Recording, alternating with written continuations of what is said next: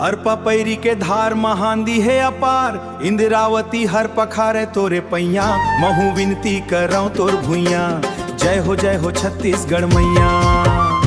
सोह बिंदिया सही घाट डोंगरी पहाड़, चंदा सूरज बने तोरे नैना, सोनहा धाने के अंग लुगरा हरियर हे रंग, तोर बोली हवे जैसे मैना अचरा, तोर डोलावे पुरवैया, महू विनती करऊं तोर भुइया।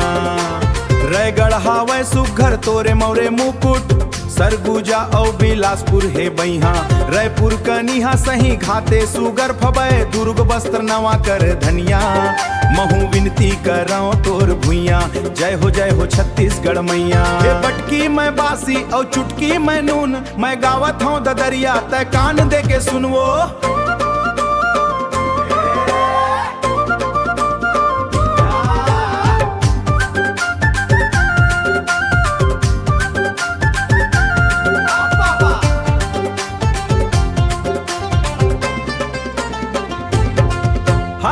चना के दार राजा चना के दार रानी, चना के दार गोंदली तड़कत है वो, पर बुदिया होठ में झड़कत है वो। तरी फतोई ऊपर कुर्ता, रई रई के सताथे तोरता हो, चना के दार राजा चना के दार रानी, चना के दार गोंदली तड़कत है वो, पर बुदिया होठ में झड़कत है वो।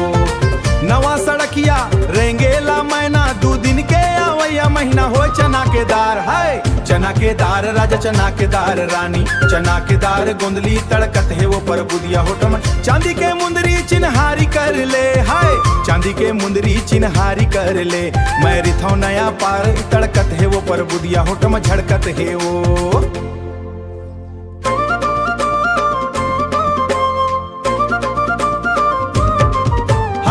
चना के दार राजा चना के दार रानी, चना के दार गोंदली तड़खड़कत है वो।